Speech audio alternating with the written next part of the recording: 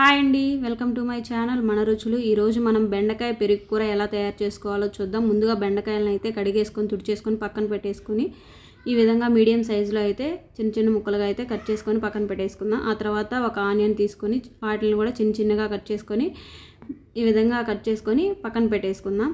ఆ తర్వాత ఒక మిక్సీ జార్ని తీసుకొని ఒక 4 పచ్చిమిర్చిని అయితే వేసుకున్నాను. అల్లం ముక్క అండ్ వెల్లుల్లిపాయలు వేసుకొని మిక్సీ పక్కన పెట్టేసుకుందాం. ఆ తర్వాత స్టవ్ ఆన్ చేసి బాండీ పెట్టేసుకొని ఆ వాటర్ అంతా పోయిన తర్వాత ఒక 2-3 టేబుల్ స్పూన్ల ఆయిల్ అయితే వేసుకొని మనం ముందుగా కట్ చేసుకున్న బెండకాయలను అయితే ఫ్రై చేసుకోవాలి.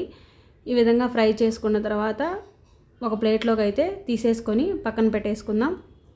సేమ్ బాండీలోకి ఒక 2 టేబుల్ స్పూన్ల ఆయిల్ అయితే వేసుకొని కొంచెం జీలకర్ర, కొంచెం ఆవాలు చిటపటలాడిన తర్వాత మనం ముందుగా కట్ చేసి పెట్టుకున్న ఆనియన్స్, కరివేపాకు, పసుపు, ఉప్పు వేసుకొని కొంచెం సేపు వేపుకుందాం. ఆ తర్వాత పచ్చిమిర్చి పేస్ట్ని కూడా వేసుకొని పచ్చివాసన పోయేంత వరకు వేపేసుకుందాం. ఆ తర్వాత ఒక 3 టేబుల్ స్పూన్ల పెరుగు తీసుకొని దాన్ని మెత్తగా చేసేసుకొని ఈ విధంగా అయితే పోసేసుకొని అలా కొంచెం వేగిన తర్వాత మనం ముందుగా ఫ్రై చేసి పెట్టుకున్న బెండకాయలను అయితే వేసుకొని ఈ విధంగా అయితే కలదిప్పుకోవాలి. ఆ తర్వాత ఒక బౌల్ నిండా వాటర్ తీసుకొని ఆ వాటర్ని కూడా వేసేసుకొని ఒక 10 మినిట్స్ అయితే మూత పెట్టేసుకొని ఉడికించేసుకుందాం. ఆ తర్వాత కొంచెం ధనియాల పౌడర్, కొంచెం గరం మసాలా వేసుకొని ఒక 10 మినిట్స్ ఉడికించేసుకుందాం. ఈ విధంగా ఉడికిన తర్వాత ఫైనల్గా కొత్తిమీర వేసుకొని కలిపేసుకుందాం.